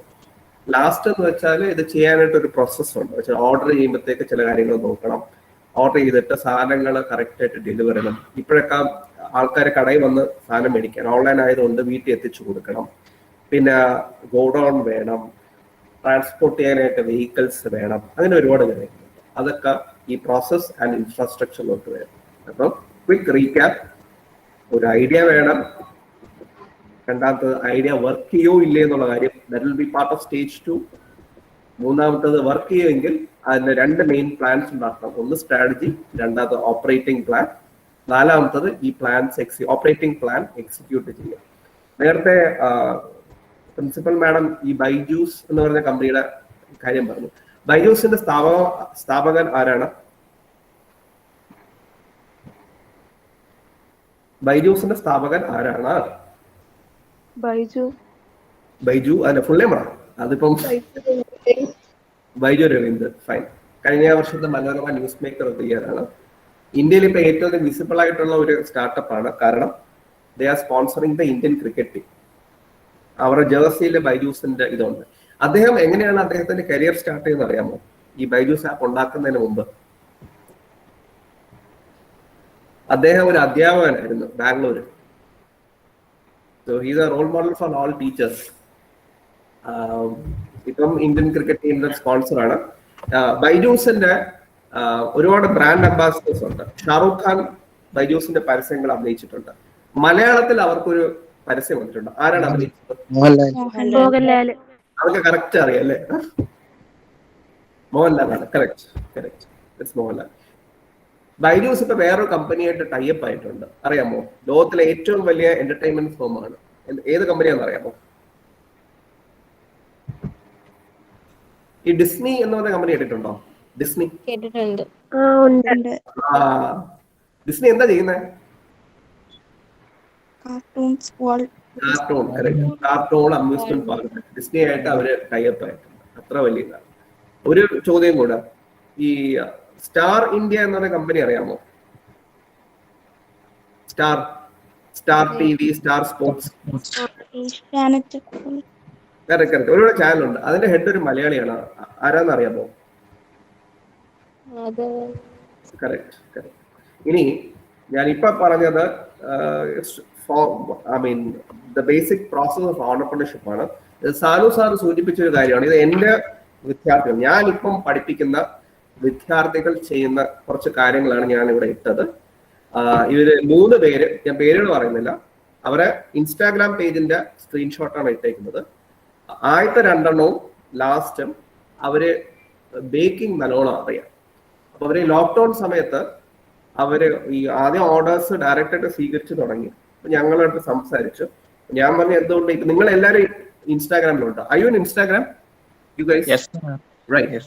So I mean, these days Facebook is not that popular. Most of the youngsters like you are in Instagram. So I said, why don't you upload your pictures in Instagram? And obviously you can connect and send a message, right? So they started getting orders.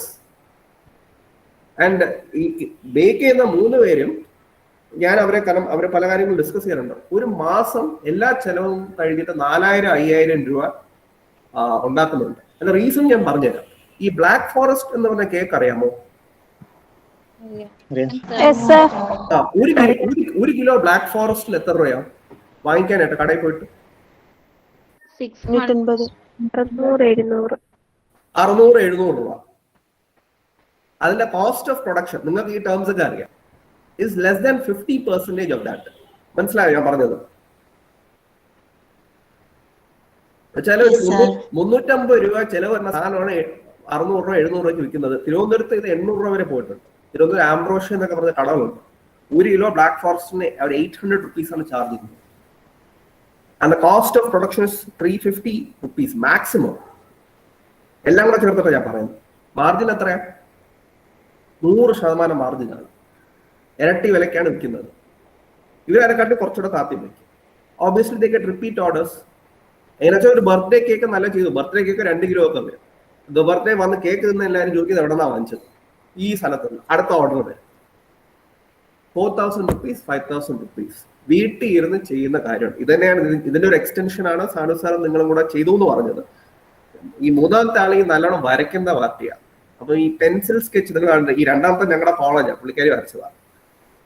ഇതേപോലെ ദൈവങ്ങളുടെ പടവും ഇതൊക്കെ പുള്ളിക്കാരി pencil sketch ചെയ്യും. ഞങ്ങൾ പറഞ്ഞു why don't you put it up. പുള്ളിക്കാരിക്ക് orders വരാൻ തുടങ്ങി. ബർത്ത്ഡേക്കും വെഡിങ് ആനിവേഴ്സറിക്കും. ഇതൊന്നും വലിയ പ്ലാനും ചെലവുള്ള കാര്യങ്ങളല്ല. നിങ്ങൾക്ക് കഴിവുണ്ടെങ്കിൽ വീട്ടിൽ ഇരുന്ന് ചെയ്യാൻ പറ്റുന്ന കാര്യം. അതാണെങ്കിൽ ഇന്ന് സമയമുണ്ട്. ഈ വർഷവും കുറച്ച് നാളോടെ ലോക്ക്ഡൌണും ഇതൊക്കെ ആയിരിക്കും. ഓൺലൈൻ ക്ലാസ് ആയിരിക്കും കുറച്ച് നാൾ. കിട്ടുന്ന സമയത്ത് പ്രയോജനപ്രദമായി ചെയ്യുക. 5000 രൂപയൊക്കെ കയ്യിൽ വന്നു കഴിഞ്ഞാൽ നിങ്ങളുടെ ചെലവ് കഴിഞ്ഞിട്ട് തന്നെ നിങ്ങൾക്ക് കുറച്ച് മിച്ചം പിടിക്കാൻ പറ്റും. This is what I just wanted to share. So I just told about all these things. It's not easy. So the government of Kerala and the national level also I'll share some information. ഞാൻ ഈ സെഷന്റെ ഭാഗമായിട്ട് കുറച്ച് കാര്യങ്ങൾ നോക്കുകയുണ്ട്. I also had some few discussions with them. KSM അല്ലെങ്കിൽ Kerala startup mission എന്ന് പറഞ്ഞ ഒരു agency ഉണ്ട്. കുട്ടികളുടെ ഇടയിലും യങ്സ്റ്റേഴ്സിന്റെ ഇടയ്ക്കും ഈ സ്റ്റാർട്ടപ്പ് അല്ലെങ്കിൽ ഓണ്ടർപ്രണർഷിപ്പ് കൾച്ചർ ഡെവലപ്പ് ചെയ്യുക എന്ന ഉദ്ദേശത്തോടു കൂടിയാണ് അവർ സ്റ്റാർട്ട് ചെയ്തത്. ഇവർക്ക് ഒരു സ്റ്റുഡൻസ് വിങ് സെപ്പറേറ്റ് ആയിട്ട് തന്നെ ഉണ്ട്. അത് ഈ സൈറ്റിൽ പോയി കഴിഞ്ഞാൽ കിട്ടും. ഒരുപാട് കാര്യങ്ങൾ നാഷണൽ സ്റ്റാർട്ടപ്പ് ഇനിഷ്യേറ്റീവ്സ് ആയിട്ട് ചേർന്ന് ഇവരത് ചെയ്യുന്നുണ്ട്. ഇവരെ യൂണിറ്റ്സ് പല കോളേജസിലുണ്ട്. നിങ്ങൾക്ക് ഇതുള്ള പോലെ സ്റ്റാർട്ടപ്പ് മിഷന്റെ അവർ IEDC എന്നാണ് വിളിക്കുന്നത്. നിങ്ങൾക്ക് ഓൾറെഡി ഓണ്ടർപ്രണർഷിപ്പ് ഡെവലപ്മെന്റ് ക്ലബ് ഉണ്ട്. So they can be the nodal focal point for all these things. Okay, ഇതിന്റെ എലിജിബിലിറ്റി ഞാൻ നോക്കിയപ്പോഴത്തേക്ക് കേരളത്തിൽ പഠിക്കുന്ന ഏത് സ്റ്റുഡന്റും ആണെങ്കിലും ഇവിടെ രജിസ്റ്റർ ചെയ്യാം. ഓക്കെ, ഇല്ലെങ്കിൽ പഠിച്ചു കഴിഞ്ഞു പക്ഷെ ഒരു ഐഡിയ ഉണ്ട്, and if you are in Kerala you can register. അല്ലെങ്കിൽ already existing startup in Kerala they can also register. ഇതിന്റെ ഗുണങ്ങൾ എന്താണെന്നുള്ളത് ഞാൻ പറഞ്ഞുതരാം. കാരണം it is not easy for a youngster to check whether they might have an idea whether it is feasible or not. Feasible ആണെങ്കിൽ എന്തായിരിക്കണം strategy, ആ phase 3 പറഞ്ഞ കാര്യം, അല്ലെ എന്തായിരിക്കണം അതിന്റെ ബാക്കിയുള്ള പ്ലാൻസ്, അത് ചിലപ്പോൾ ക്ലാരിറ്റി കാണത്തില്ല. പ്ലാൻ ഉണ്ടെങ്കിൽ തന്നെ എക്സിക്യൂഷൻ സ്റ്റേജിലുള്ള ചലഞ്ചസ്, അത് അൻസാർ സാർ സൂചിപ്പിച്ചതുപോലെ അവരെ ഇതിൽ എക്സ്പേർട്സ് ആയിട്ടുള്ളവർക്ക് അറിയാം എന്തൊക്കെയാണ് ഡിഫിക്കൽട്ടി എന്നുള്ളത്. ആ ഇൻഫർമേഷനും കിട്ടും. അപ്പം industries and commerce department they have their program. ഇത് ചീഫ് മിനിസ്റ്ററിന്റെ അടിയിലുള്ള IT വകുപ്പിന്റെ അടിയിലാണ് ഇത് പ്രവർത്തിക്കുന്നത്. But it's not just technology, അവർ എല്ലാവിധ കാര്യങ്ങളും പ്രോത്സാഹിപ്പിക്കുന്നുണ്ട്. ഓക്കെ, ആൻഡ് പുതിയ മിനിസ്ട്രിയില് രാജീവ് സാറാണ് ഇൻഡസ്ട്രീസ് മിനിസ്റ്റർ, ആൻഡ് CM ഡയറക്ടറാണ് ഈ പോർട്ട്ഫോളിയോ ഹാൻഡിൽ ചെയ്യുന്നത്. ഇവർ രണ്ടുപേരും കൂടെ ചേർന്നിട്ട് ഒരു വലിയ ആക്ഷൻ പ്ലാൻ ഡിസ്കസ് ചെയ്യുന്നുണ്ട്. അത് ചീഫ് സെക്രട്ടറി VP ജോയ് സാറാണ് അത് നേതൃത്വം നൽകുന്നത്. സോ അതിന്റെ കുറച്ച് പ്ലാൻസ് ഈ വർഷം അനൗൺസ് ചെയ്യും. കുറച്ച് കാര്യങ്ങൾ കഴിഞ്ഞ വർഷത്തെ ബഡ്ജറ്റിൽ അനൗൺസ് ചെയ്തിട്ടുണ്ടായിരുന്നു. So lot of action would come in this particular aspect. അപ്പൊ ഇവർക്ക് ദർ സംതിങ് കോൾ ഇൻക്യുബേഷൻ. ഈ പുതിയ കമ്പനീസ് സ്റ്റാർട്ടപ്പ് ചെയ്യുന്നതിനും പ്രോത്സാഹിപ്പിക്കുന്നതിന് വേണ്ടി തിരുവനന്തപുരത്തും കൊച്ചിയിലും കാലിക്കറ്റും. അപ്പൊ നിങ്ങൾ ഓൺലൈൻ പോയിട്ട് കേരള സ്റ്റാർട്ടപ്പ് മിഷൻ എന്ന് സെർച്ച് ചെയ്ത് കഴിഞ്ഞാൽ ഈ സൈറ്റ് വരും. ഇതിനകത്ത് എല്ലാ ഡീറ്റെയിൽസും കൊടുത്തു. ചില കാര്യങ്ങൾ ഞാൻ ജസ്റ്റ് ഒന്ന് ഹൈലൈറ്റ് ചെയ്യാം. സോ ദ അഡ്വാൻറ്റേജസ്, ഇതിലുള്ള ഇൻഡസ്ട്രി എക്സ്പേർട്സ്, മെന്റേഴ്സ്, വലിയൊരു നെറ്റ്വർക്ക് ഉണ്ട്. ഓൾറെഡി കമ്പനികളെ സ്റ്റാർട്ട് ചെയ്തിട്ട് സക്സസ്ഫുൾ ആവാതെ ഇവിടെ വന്നവര്, ഓക്കെ, നല്ല രീതിയിൽ കൊണ്ടുപോകുന്നവര്, ആൻഡ് ചെറിയ രീതിയിൽ തുടങ്ങി ഇപ്പൊ വലിയ ലെവലിൽ വന്ന ആൾക്കാർ, ഇത്രയും ഒരു സെറ്റപ്പ് ആൾക്കാർ ഇതിൻ്റെ അകത്ത് ഉണ്ട്. ആൻഡ് ഇതിന്റെ ബേസിക് അഡ്വാൻറ്റേജ് എന്ന് പറഞ്ഞാൽ ഇതിനുള്ള ഫണ്ടിങ് സ്കീംസിന്റെ കുറിച്ചുള്ള അറിവുകളും കുറെ കാര്യങ്ങൾ അവർ ഹെൽപ്പും കൂടെ ചെയ്യുന്നുണ്ട്. എന്താന്നുള്ളത് ഞാൻ പറഞ്ഞുതരാം. നിങ്ങൾക്കൊരു ഐഡിയ ഉണ്ട്, ഓക്കെ, ഒരു ഐഡിയ ഉണ്ട്. ആ ഐഡിയ സ്റ്റാർട്ടപ്പ് മിഷനിൽ പ്രസന്റ് ചെയ്ത് അവർ കമ്മിറ്റി ഉണ്ട്. ആ ഐഡിയയിൽ കഴമ്പ് ഉണ്ട് എന്ന് പറഞ്ഞു കഴിഞ്ഞാൽ അവർ 2 ലക്ഷം രൂപ നൽകും ടു സ്റ്റാർട്ട് ഓഫ്. ഓക്കെ, ഇതിന് ഐഡിയ ഗ്രാൻഡ് എന്നാണ് പറയുന്നത്. ഈ 2 ലക്ഷം രൂപ നൽകുന്നത് ഇപ്പൊ നിങ്ങൾക്ക് ഒരു പ്രോഡക്റ്റ് ആയിരിക്കും, അല്ലെങ്കിൽ ചിലപ്പോൾ ഒരു ഐഡിയ ആയിരിക്കും. ഓക്കെ, അതൊന്ന് പ്രാവർത്തികമാക്കുന്നതെന്നാണ്, നടക്കൂ ഇല്ലെന്ന് അറിയാൻ വേണ്ടി. അതിന് 7 ലക്ഷം രൂപ വരെ ഇത് നൽകും. ഇത് ഗ്രാൻഡ് ആണ്. ഓക്കെ, വായ്പ അല്ല, ഇത് ഗ്രാൻഡ് ആണ്. സോ ഈ പല യങ്സ്റ്റേഴ്സിന്റെയും ഒരു പ്രിൻസിപ്പൽ മാഡം പറഞ്ഞില്ല, വർക്ക് ആവോ ഇല്ലയോ എന്ന് അറിയാതെ സ്വന്തമായിട്ട് കുറെ പൈസ എടുത്ത് പൊട്ടിച്ച് അതിന്റെ കടവുമായി അവിടെ കുളമാവും. ഇതാണ് പലപ്പോഴും നൽകുന്നത്. അതൊന്ന് സ്ട്രീം ലൈൻ ചെയ്യാനും യങ്സ്റ്റേഴ്സിന്റെ കോൺഫിഡൻസും നൽകാൻ വേണ്ടിയിട്ടാണ് ഇങ്ങനെ ഒരു സ്കീം കൊണ്ടുവന്നത്, സ്റ്റാർട്ടപ്പ് മിഷൻ. അതേപോലെ ഇൻഡസ്ട്രീസ് ഡിപ്പാർട്ട്മെന്റിന്റെ അവരുടെ സ്കീംസ് ഉണ്ട്. So this takes away the financial fear. വെച്ചാൽ കയ്യിൽ നിന്ന് പൈസയാവും, നഷ്ടത്തിലാവോ ഇല്ലെന്നോ. ആയതുകൊണ്ട് തന്നെ ഇത് വെറ്റ് ചെയ്യുന്നത് സെറ്റ് ഓഫ് എക്സ്പേർട്സ് ആണ്. ദേ വിൽ ടെൽ യു അത് വിൽ വർക്ക് ഓൺ നോട്ട്. രണ്ടാമത്തത്, അത് വർക്ക്ഔട്ട് ആവുമെങ്കിൽ ഇനീഷ്യലി പൈസ വെച്ചിട്ട് നിങ്ങൾക്ക് ട്രൈ ഔട്ട് ചെയ്ത് നോക്കാം. ഇത് അതും പ്രാവർത്തികമാവുമെങ്കിൽ 7 lakhs ഗ്രാന്റ് കിട്ടും. ഈ എമൗണ്ട് കൊടുക്കേണ്ട ആവശ്യമുണ്ടോ? അല്ല മോളെ, അതാ പറഞ്ഞത്, ഗ്രാന്റ് ആണ്, വായ്പ അല്ല. ഗ്രാന്റ് തമ്മിൽ വ്യത്യാസമുണ്ട്, ലോണല്ല.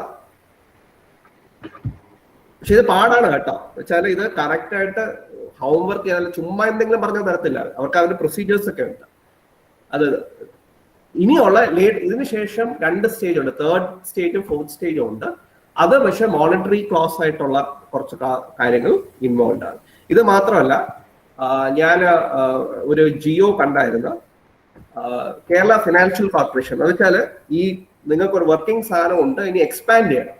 അതുകൊണ്ട് KSIDC and Kerala financial corporation ഈ chief minister's entrepreneurship development initiative എന്ന് പറഞ്ഞ് കേരള ഫിനാൻഷ്യൽ കോർപ്പറേഷന്റെ വെബ്സൈറ്റിൽ ഞാൻ കണ്ടായിരുന്നു. വെച്ചാൽ നിങ്ങൾക്കൊരു ബിസിനസ് ഉണ്ട്, അത് നടക്കുന്നുമുണ്ട്, നിങ്ങൾക്കത് വിപുലീകരിക്കണം.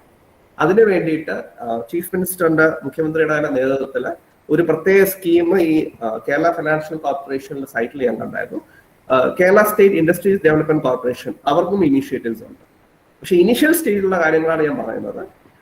എഗെയിൻ ഈ സ്റ്റാർട്ടപ്പ് ഫണ്ടിങ്ങിന്റെ കാര്യം ഡീറ്റെയിൽ ആയിട്ട് ഞാൻ പറഞ്ഞത്, കോൺസെപ്റ്റ് നോട്ട് ചീഫ് സെക്രട്ടറി സാറിന്റെ കയ്യിൽ ഇരിപ്പുണ്ട്. അപ്പൊ അതിനൊരു ഡീറ്റെയിൽ പദ്ധതി വരും, എല്ലാം കൂടെ ഇന്റഗ്രേറ്റ്. ഇപ്പം സ്റ്റാർട്ടപ്പ് മിഷന്റെ സ്കീമുണ്ട്, KFCക്ക് സ്കീമുണ്ട്, KSIDക്ക് സ്കീമുണ്ട്, ഇൻഡസ്ട്രീസ് ഡിപ്പാർട്ട്മെന്റ് ഉണ്ട്. കോംപ്രിഹെൻസീവ് ആയിട്ട് ഒരു യങ്സ്റ്റേഴ്സ്, യങ് ഓൺട്രപ്രണേഴ്സ് ഇനീഷ്യേറ്റീവ് എന്ന് പറഞ്ഞൊരു കാര്യമാണ് വരാൻ. അത് ഇപ്പൊ കോവിഡ് കാരണം ഡിലേഡ് ആയതാണ്. I'm sure that next year this would come out. Okay. ഇനി ഒരു കാര്യം കൂടെ ഞാൻ മനസ്സിലാക്കിയത്,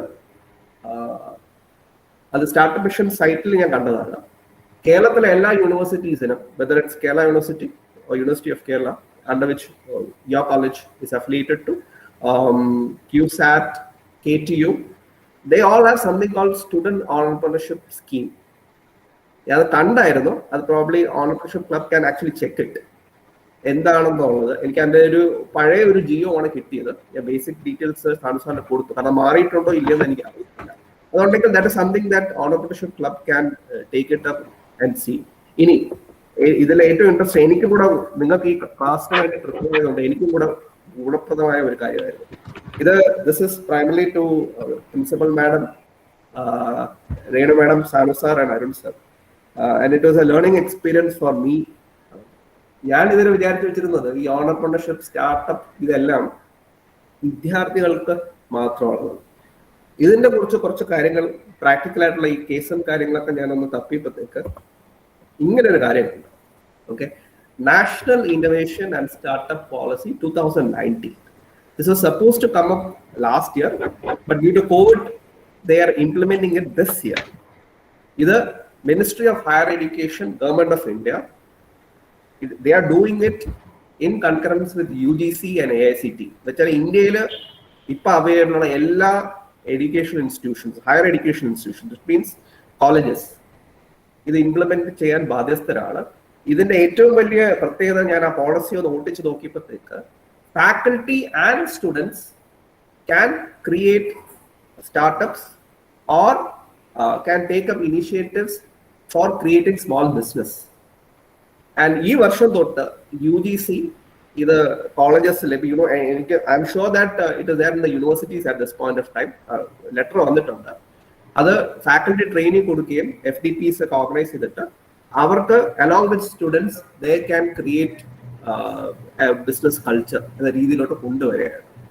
അപ്പൊ അതിന്റെ ഫെർദർ ഗൈഡ് ലൈൻസും ഓർഡേഴ്സും ഈ വർഷം എന്തായാലും വരും. So that was a learning experience for me as well. Okay, അപ്പം ഇത്രയാണ് എനിക്ക് പറയാൻ ഉണ്ടായിരുന്നത്. നിങ്ങൾക്ക് എന്തെങ്കിലും ചോദ്യങ്ങളുണ്ടോ?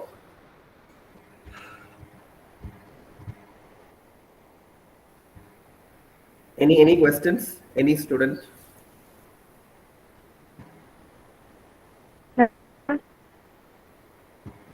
ഹലോ,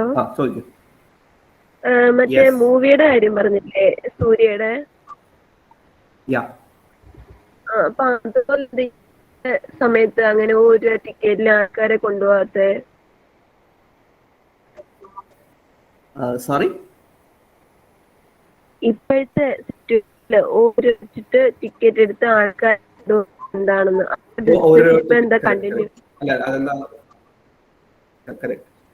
അത് അവരെന്താ ചെയ്തതെന്ന് വെച്ചാല് ഇപ്പം അല്ല എല്ലാ സാർ എനിക്ക് തോന്നുന്നു ടിക്കറ്റും വിഷ്ണു സാർ എനിക്ക് ക്വസ്റ്റ്യൻ എന്ന് തോന്നുന്നു, അതായത് ഇപ്പൊ എന്തുകൊണ്ട് അത് ചെയ്യുന്നില്ല എന്നാണ് ക്വസ്റ്റ്യൻ ചോദിച്ചെന്ന് തോന്നുന്നു അല്ലേ സ്വപ്ന? correct.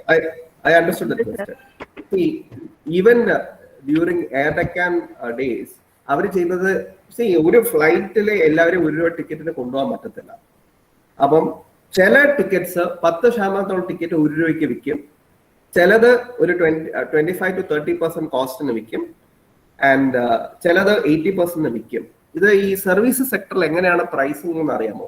ഈ ഫ്ലൈറ്റ് ടിക്കറ്റ് ഒക്കെ യാത്ര ദിവസത്തിന്റെ അടുത്ത് ബുക്ക് ചെയ്യുകയാണെങ്കിൽ ഭയങ്കരമായിട്ട് പ്രൈസ് അവർ ചാർജ് ചെയ്യും. കാരണം ഈ സർവീസസ് എന്ന് പറഞ്ഞു കഴിഞ്ഞാൽ ഇപ്പം 200 സീറ്റ് ഉള്ള ഒരു ഫ്ലൈറ്റ് ആണെങ്കിൽ അവർക്ക് 5 or 10 എപ്പോഴും ഇതിന്റെ ലോഡ് ഫാക്ടർ എന്ന് പറഞ്ഞിട്ട് ആൻസർ ക്വസ്റ്റ്യൻ വെരി സ്പെസിഫിക്കലി, ഒരു വിമാനത്തിന്റെ എല്ലാ ടിക്കറ്റും എല്ലാ സമയത്തും വിറ്റ് പോകുന്നില്ല. ശരാശരി 80% ടിക്കറ്റുകൾ വിറ്റ് പോകുന്നത്. അപ്പൊ 20% സീറ്റുകൾ ഒഴിഞ്ഞു കിടക്കും. ആ ഒഴിഞ്ഞു കിടക്കുന്ന സീറ്റ് അവർക്ക് നഷ്ടം, ആള് കയറിയില്ല എന്നുണ്ടെങ്കിൽ. അപ്പൊ അത് അവർക്ക് ഫ്രീ ആയിട്ട് കൊടുത്തു കഴിഞ്ഞാലും അവർക്ക് നഷ്ടമില്ല. അതുകൊണ്ടാണ് അവർ 1 രൂപ, അപ്പം ആ ഒരു ചെറിയ സെറ്റ് ഓഫ് സീറ്റ്സ് 1 രൂപ ടിക്കറ്റ് അവർ കൊടുക്കും. ഇത് ഭയങ്കരമായിട്ട് ഹൈപ്പ് ഉണ്ടാക്കും, മാർക്കറ്റിംഗ് ആണ്. അതുകൊണ്ട് ആൾക്കാർ മൊത്തം ഇതിന് വില കുറവാണെന്നും പറഞ്ഞ് ഈ ഇതിലോട്ട് വരും. ആൾക്കാർ ഒന്ന് ബുക്ക് ചെയ്ത് തുടങ്ങുമ്പോഴത്തേക്ക് ഇവര് പ്രൈസ് കുറച്ച് കൂട്ടി നൽകും. ലാസ്റ്റ് മിനിറ്റ് ടിക്കറ്റിന് ഭയങ്കരമായിട്ട് ചാർജ് ചെയ്യും. അതാണ് ഇതിന്റെ ലോ കോസ്റ്റ് കാരിയർ. ഇതിന്റെ ബിസിനസ് ടേം എന്ന് പറഞ്ഞാൽ LCC എന്നാണ് പറയുന്നത്, ലോ കോസ്റ്റ് കാരിയർ. യൂറോപ്പിലെ റയൻ എയർ എന്ന് പറഞ്ഞ കമ്പനിയാണ് ഇത് ആദ്യമായിട്ട് സ്റ്റാർട്ട് ചെയ്തത്. അത് ഇന്ത്യയിൽ കൊണ്ടുവന്നത് എയർ ഡെക്കാൻ എന്ന് പറഞ്ഞ കമ്പനിയാണ്. അപ്പൊ 1 രൂപയ്ക്ക് ഒരു എയർലൈൻ കമ്പനി നടത്താൻ പറ്റത്തില്ല. ബട്ട് എഗെയിൻ ഞാൻ പറഞ്ഞില്ല, ക്യാപ്റ്റൻ ഗോപിനാഥ് ആണ് ആദ്യമായിട്ട് ഇത് കൊണ്ടുവന്നത്. അതിനു മുമ്പ് ഇത് കേട്ടിട്ടില്ല. And it was very successful, and then finally Kingfisher bought it. ഇതാണ് അതിന്റെ കഥ.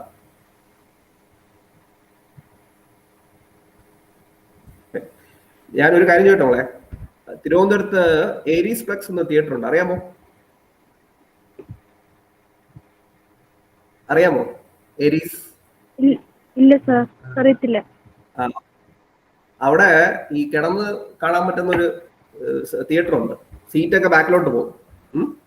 400 രൂപ 500 രൂപയാണ് ടിക്കറ്റ്.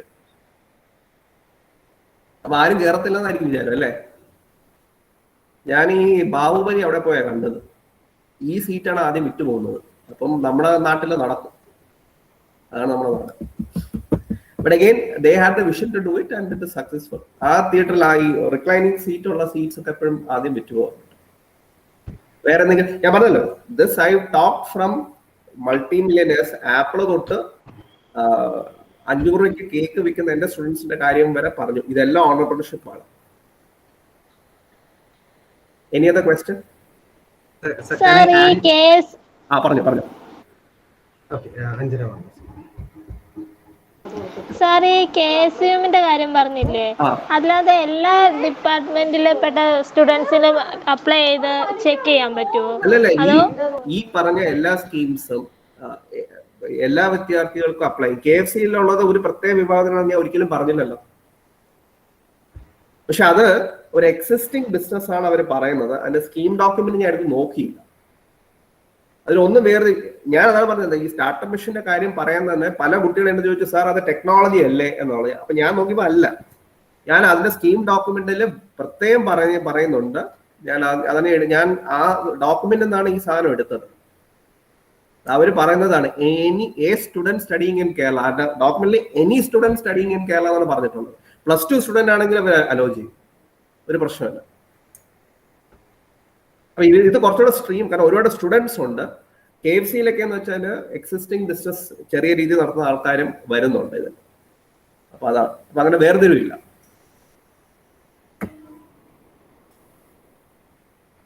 വേറെ ആരോട് എന്തോ ചോദിക്കണമെന്ന് ഞാൻ 2 ശബ്ദങ്ങൾ കേട്ടാണ്. വേറെ ആർക്കെങ്കിലും എന്തെങ്കിലും ചോദിക്കാനുണ്ടോ? രണ്ടാമത്തെ ശബ്ദം കേട്ടത് എന്റേതായിരുന്നു. ഞാൻ സപ്നയുടെ ക്വസ്റ്റ്യൻ കുറച്ചുകൂടെ ഇലാബറേറ്റ് ചെയ്തോട്ടെ ഞാൻ ചോദിക്കാൻ വേണ്ടിയായിരുന്നു. ആൻസർ ഇലാബറേറ്റ് ചെയ്തോടെ ചോദിക്കാൻ വേണ്ടിയായിരുന്നു ഞാൻ സംസാരിച്ചു തുടങ്ങിയത്. അപ്പോൾ ഞാൻ അഞ്ചിന്റെ അടുത്ത ക്വസ്റ്റ്യൻ ചോദിച്ചത്.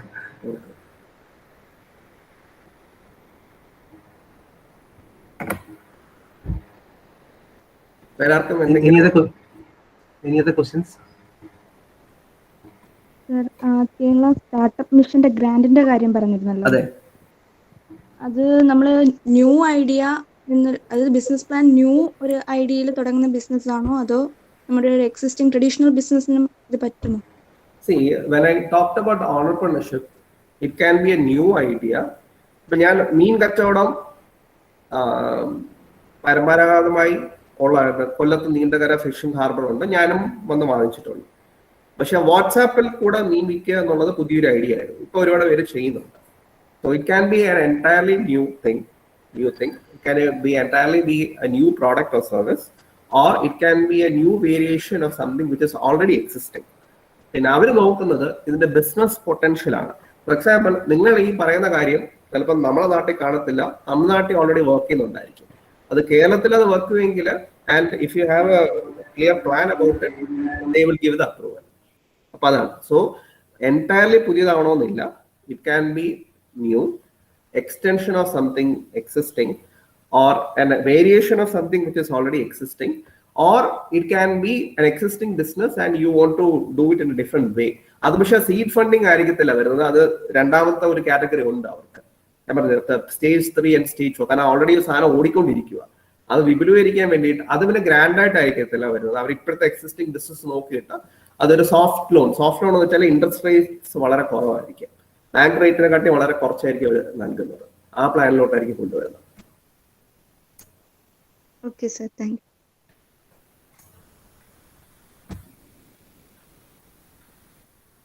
വേറെ എന്തെങ്കിലും ഉണ്ടോ? സർ, ഒരു ലൈഫ് ലോങ് എക്സ്പീരിയൻസ് കിട്ടുന്നത് ഓൺലൈൻ ബിസിനസ്സിനായിരിക്കും ഒരു offline ബിസിനസ്സിനായിരിക്കും? Okay, lifelong existence. Okay. Now I have to answer that in the context of the pandemic.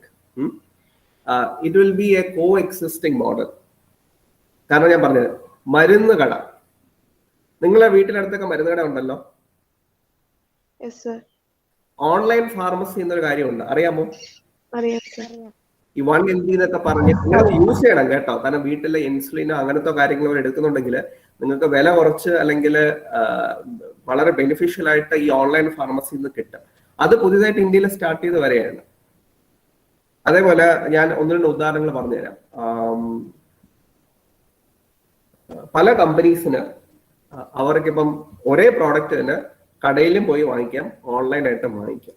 പക്ഷെ കട മാത്രമായിട്ട് നിങ്ങൾക്ക് ഇപ്പൊ ബിസ്ക്കറ്റ് വരെ ഓൺലൈനായിട്ട് വാങ്ങിക്കാൻ പറ്റും, അറിയാമോ നിങ്ങൾക്ക്? ബ്രിട്ടാനിയയുടെയും ബാക്കി കമ്പനീസ് ബിസ്ക്കറ്റ് നിങ്ങൾക്ക് അവരുടെ വെബ്സൈറ്റ് ഉണ്ട്, കാരണം കടയിൽ പോയാലും ബിസ്ക്കറ്റ് വാങ്ങിക്കാം. ഇനി ഒന്നിന് മാത്രമായിട്ട് രക്ഷയില്ല, കട മാത്രമായിട്ട് ഇനി രക്ഷയില്ല. ഇപ്പൊ നിങ്ങൾ തന്നെ പല കാര്യങ്ങളും കടക്കാർക്ക് സാധനങ്ങൾ വാട്സാപ്പായിട്ട് അയച്ചു കൊടുക്കാറില്ലേ? ഉണ്ടോ ഇല്ലയോ?